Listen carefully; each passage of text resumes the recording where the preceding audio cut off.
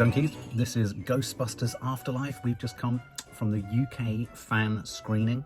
I have to say, back in 1984, when I first saw it, I went with my nan.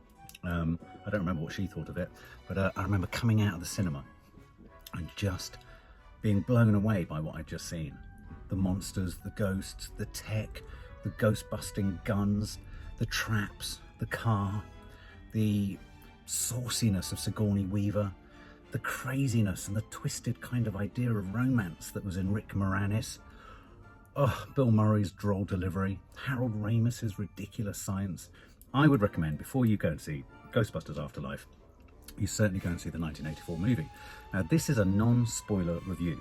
There are spoiler reviews out. It's been out in America and seen at Comic-Con, I think, about a month ago. But I'm just doing this as a non-spoiler, and then we'll do a spoiler review further down the way. Now, there has been Ghostbusters 2. I found that less memorable. And of course, there was the 2016 Ghostbusters, directed by Paul Feig, was it? Starring Kristen Wiig and Melissa McCarthy. We saw that. I mean, it was signed off by Ivan Reitman, who's the guy who directed the originals and produced the originals. But it didn't feel right. A lot of people laid into that film because of the female cast. That's not the reason to lay into it. It just wasn't very good. And it just didn't get some of the cornerstones of what resurrecting or resuscitating an 80s franchise type thing is all about. Just didn't get it. I mean, some people criticised it for the Saturday Night Live cast, but think about it. Bill Murray, Dan Aykroyd, we already had a Saturday Night Live cast in the original film. So anyway, this one is directed by Jason Reitman, the son of Ivan Reitman. And Jason Reitman's done films like Juno, he did Up in the Air, he did that film Tully with Charlize Theron, who has just become a mum, and it's sort of all that strange mysticism around whether she's having a baby, whether she has a nanny and all that kind of stuff. So, you know, he's made good films. But this film, let's get into it, Ghostbusters Afterlife. It stars Paul Rudd, Carrie Coon, Finn Wolfhard's in there. And then, of course, we've got a load of newcomers in the form of the kids. Now, in terms of the cast, I have to say this film absolutely whacks you between the eyes. At times, it was like watching The Goonies for the first time. It was like Stand By Me. It was like all those scenes in E.T. where all the kids are around.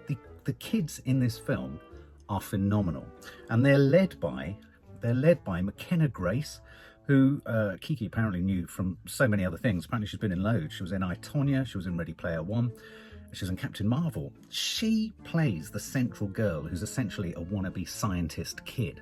And she plays that scientific bod nerd so well. And her carrying of really carrying a huge amount of the plot and carrying the way in which we kind of re-access most of the tech and most of the story and most of the story arc that relates back to the original Ghostbusters. She's the key, and she's brilliant.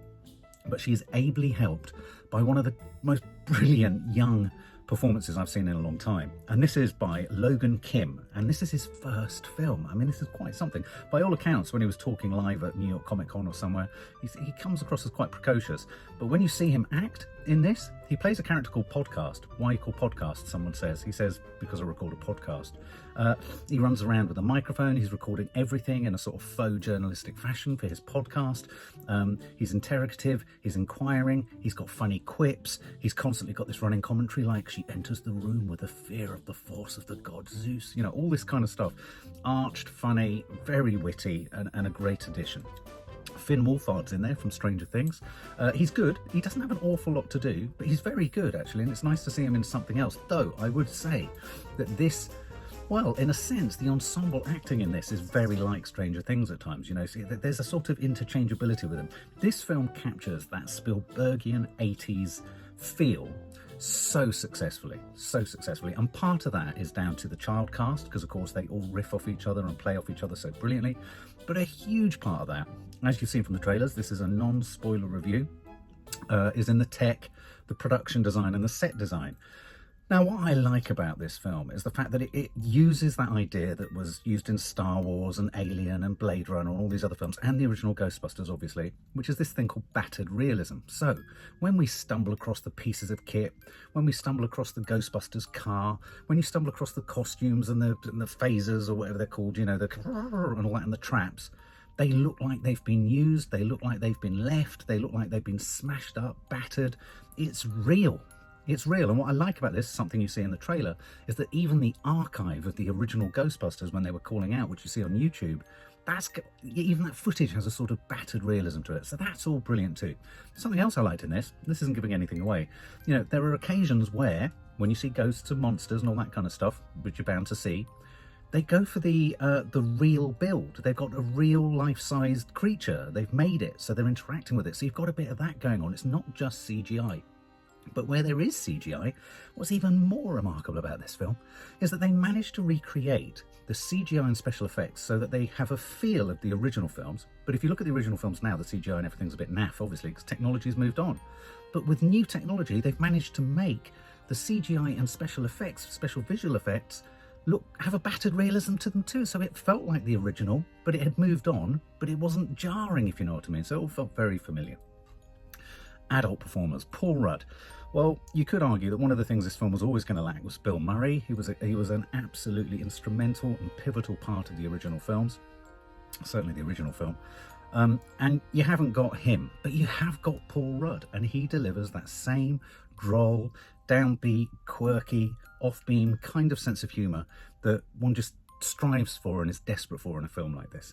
The biggest surprise for me, yet again, though I've discovered after reading who she is and what she's been in, is Carrie Coon. Now, Carrie Coon, who we saw recently in The Nest with Jude Law, she is phenomenal. Within the first 5 minutes, she's the mum, basically, of Finn and the young girl played by Mckenna Grace. She's not only so real, but she's so sort of down to earth, and she's so crabby, and she's a real mum, and she's a mum that isn't a perfect mum, and it's just authentic. So there was, I hate to use the term, keep using the term, there's even a battered realism to the mum. That's what I liked about it. So you had all of that. Music. Now music, I've not seen in any of the reviews of it from America much talk about the music. Now what they do with the music, which is really clever, though some would argue, oh, it's derivative. All sequels are derivative. What's great about the music in this is they use exactly the same themes and refrains and melodies to trigger new scenes, much as they did in the first film. And so that just triggers and reminds you of that nostalgic hit. You're taken back to that moment when you're like, oh my god, this was when I was 14 and this music played at the point that Sigourney did, and at the point that Rick Moranis, and at the point that the Slimer came flying down the corridor and all that kind of stuff. What I also like about this film is they don't overplay their ghost hand. I mean, there are ghosts, obviously, but they don't go nuts with it. They don't go ramming it down your throat. It's a good story arc.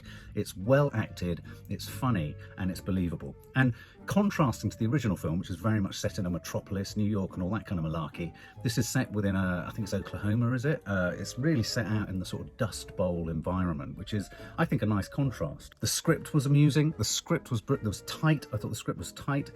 You know, it's a mainstream pulp piece of entertainment. It's got the Marshmallow Man. Well, it hasn't got Marshmallow Men in it. It's got little marshmallow babies, lots and lots of little marshmallow babies.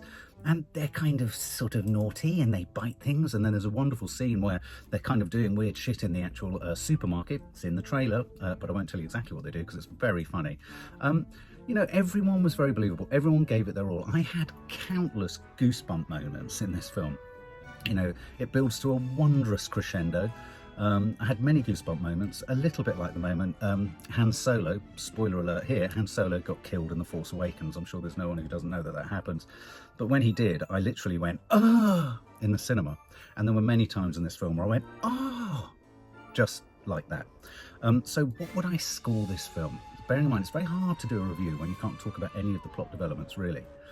But within it, the cast was strong, the music was strong, the monsters were strong, the look, production design, set design was really strong. And really, it's one of those films where actually the production design is really doing a lot of the heavy lifting and really transporting us back, but also transporting us forward. Because I do feel that there could be another one on the way. And I think this is the right treatment of it. I was getting every 80s hit you could go. And in fact, to the point that if they ever think of remaking The Goonies, they need to get Jason Reitman and his dad, Ivan Reitman, on that project, because it could work. It could work. There were times in this which was very Goonies. It's Goonies. It was like The Goonies. What would I give it? For what it is, I would give this... Well, why would I give it 98? I'll give this 100 out of 100. I had a wonderful 2 hours in the cinema. It was fantastic. For more film and family fun, don't forget to click the subscribe button and make sure to click the bell to never miss an update.